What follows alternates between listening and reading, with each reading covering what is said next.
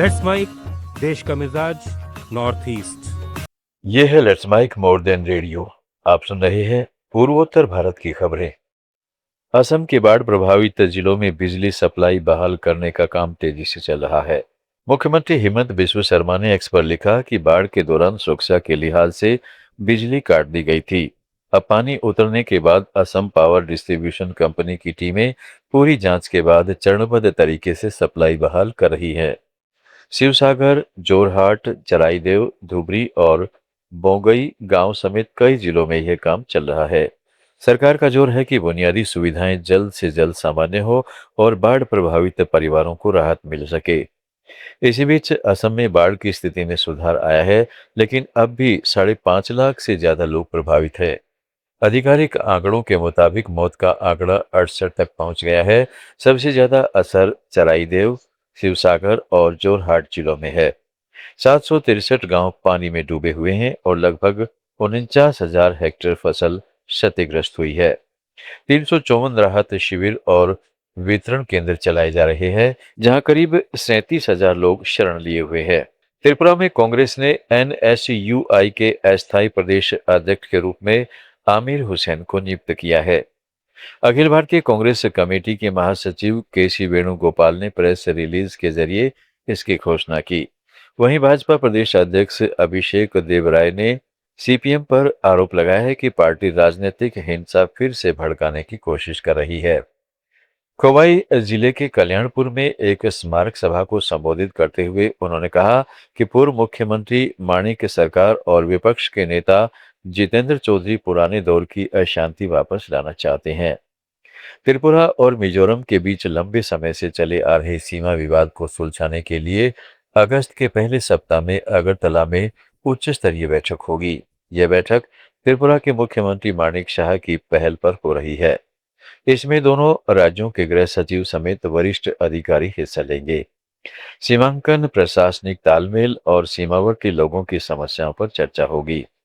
यह बात हाल में शिलोंग में उत्तर पूर्वी परिषद की बैठक के दौरान दोनों मुख्यमंत्रियों की साइडलाइन बातचीत में तय हुई। दोनों राज्य आपसी सहयोग से स्थायी समाधान चाहते हैं।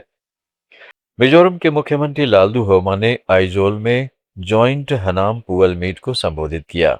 यह कार्यक्रम संयुक्त छात्र संगठन ने किया था, जिसमें 7 जातीय छात्र संगठन शामिल है। मुख्यमंत्री ने कहा है कि राज्य अब उग्रवाद मुक्त है। अप्रैल में आखिरी जातीय विद्रोह समूह के हथियार डालने के बाद शांति का माहौल बना है, जिससे अलग अलग समुदाय मिलकर रह रहे हैं। उन्होंने सभी से इस शांति को बनाए रखने की अपील की और कहा कि अपनी संस्कृति और बोली बचाते हुए मिजो भाषा को साझा भाषा के रूप में अपनाएं ताकि एकता मजबूत हो। मणिपुर के सत्तारूढ़ भाजपा विधायक एल सुसिंद्रो मेइतेई ने राज्य सरकार के कामकाज पर नाराजगी जताई है। उन्होंने बयान जारी कर कहा है कि फरवरी में राष्ट्रपति शासन हटाए जाने के बाद प्रशासन का प्रदर्शन गिर गया है। खुराई विधानसभा क्षेत्र का प्रतिनिधित्व करने वाले पूर्व मंत्री का आरोप है कि सरकार कुछ मंत्रियों तक सीमित हो गई है और विधायकों से सीमित मुद्दों पर ही सलाह ली जाती है। अरुणाचल प्रदेश के राज्यपाल केटी पटनायक ने कहा है कि सीमावर्ती गांव देश की पहली मजबूत रेखा है।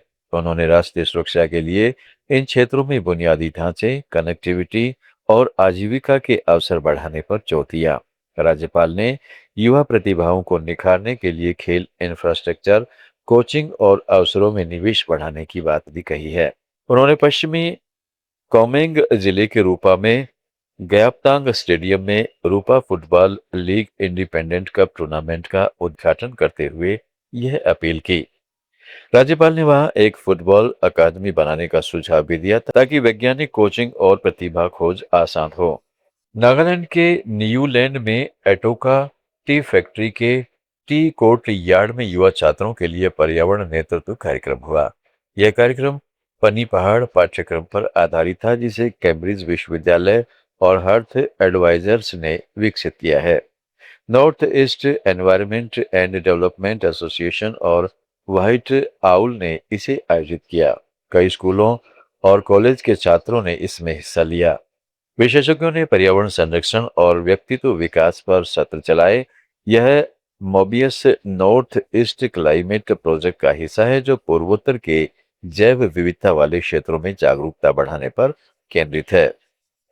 असम, त्रिपुरा, मेघालय, मणिपुर, अरुणाचल प्रदेश, मिजोरम, नागालैंड और सिक्किम की ताज़ा खबरों के इस बुलेटिन को रोजाना सुनने के लिए डाउनलोड करें लेट्स माइक ऐप।